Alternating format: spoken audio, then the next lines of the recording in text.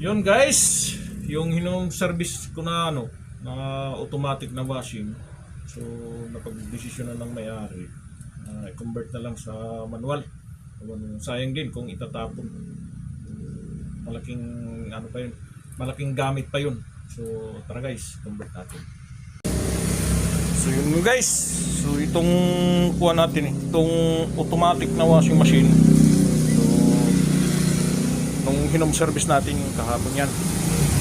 Ito ngayon,